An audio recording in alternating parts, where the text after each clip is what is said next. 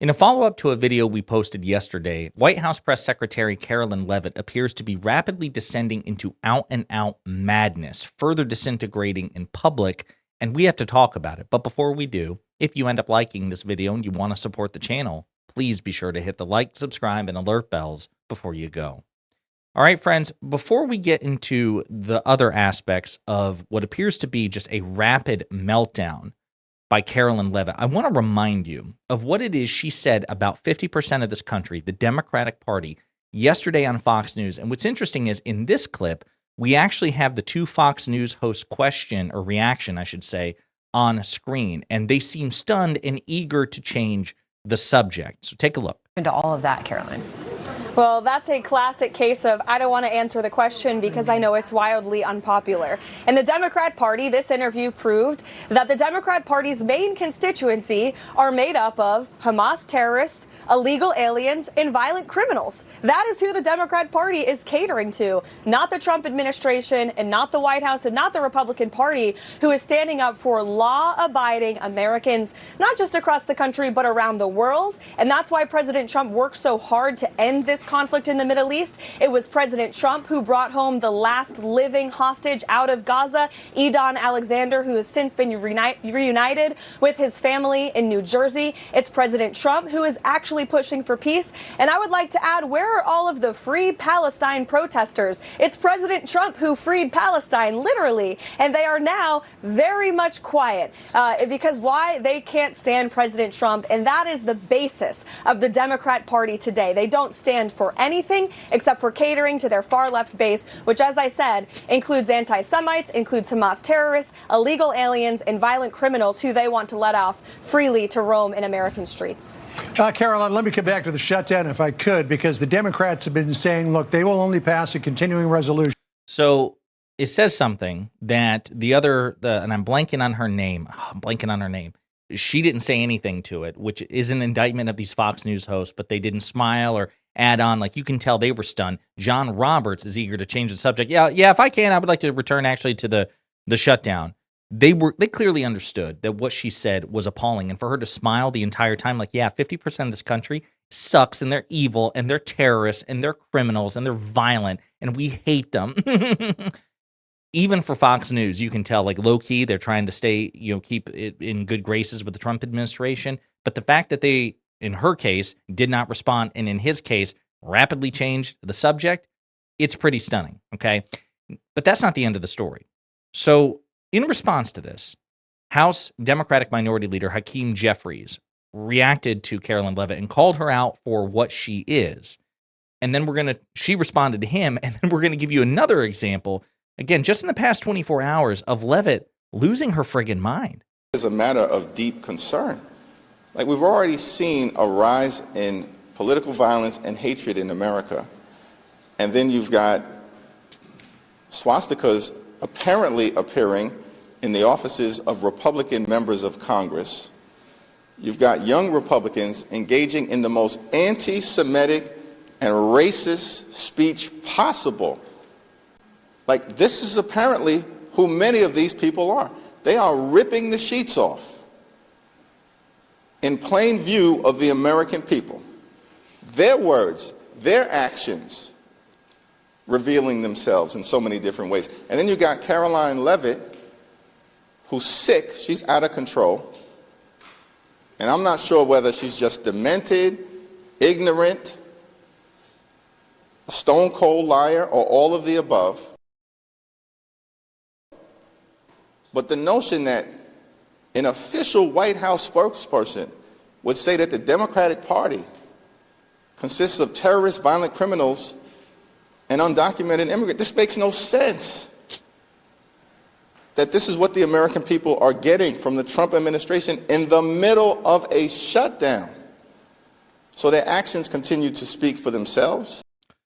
So again, he called her out, and I appreciate it. I think every Democratic leader has an obligation to call out the Trump administration for their cruelty, their division, this idea that basically you can have Karoline Leavitt on there smiling while she attacks half the country, and Democrats are like, oh, golly gee, she shouldn't have said that, or like, I'm going to be focused. Like, no. You need to rhetorically, verbally hit back and talk about how much she sucks, how stupid, how dishonest, how incompetent she is, how cruel she is. I mean, actually take that. That is a bare minimum.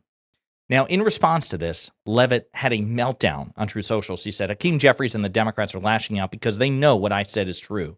The Democrat Party's elected officials absolutely cater to pro-Hamas terrorists, illegal aliens, and violent criminals. But again, she said the constituency, as in the people that the Democratic Party represent, the people who vote for the Democratic Party, 50% of this country, more often than not, the majority of this country. That's the problem. So I don't know if this is a panicked attempt to clean up her language, to try to clarify without totally losing face, but she goes on this friggin' unhinged screed. Democrats do not serve the interests of the American people. Hakeem Jeffries is an America Last stone-cold loser. Now open up the government and stop simping to try to get your radical left-wing base to like you. Again, she hates this country, and she reflects Donald Trump's wishes, which makes sense, right? Because Donald Trump has repeatedly said how he hates the Democratic Party and how he hates his political critics and how he hates his political opponents. He said it at Charlie Kirk's memorial. I hate him. I'm not like Charlie. I didn't love my opponents. I hate them. They hate me. I hate them. He said it multiple times in public. He said it on July 4th of this year. The sitting president of the United States.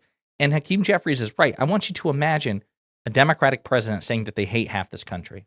I want you to imagine a Democratic spokesperson or a White House press secretary under President Biden, President Obama, President Clinton, saying that they hate half this country.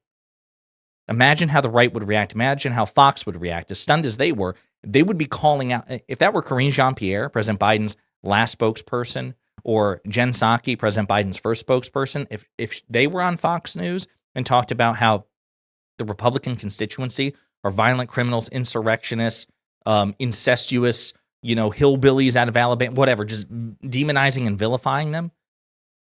Do you think John Roberts, the male host, and again, I'm blanking on the other lady's name, do you think they would have just sat there in stunned silence and tried to change the topic, or do you think they would have, how dare you? You can't demonize half this country. So again, I'm not trying to give Fox News a gold star here. I'm simply saying her rant was so hateful, even they were desperate to change the subject. But we can't even fathom a Democratic administration ever saying anything like that, because Democratic politicians are objectively morally superior to Republican politicians. They would never do that for all their faults. But the thing is, it's not just the rant on Fox News, and it's not just the rant in response to Hakeem Jeffries.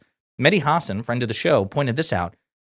Quote, in response to HuffPost query about who suggested Budapest, White House Press Secretary Karoline Leavitt responded, your mom did.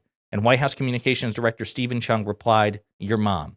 Every time you think they can't sink lower. And this is in response to another summit with Vladimir Putin that's supposed to happen in Budapest. So she's so unhinged, so demented. I mean, it's not as vicious, but it's so petulant and ridiculous and silly. Like, hey, out of curiosity, why'd you pick Budapest? Or who suggested Budapest? Your mom. What?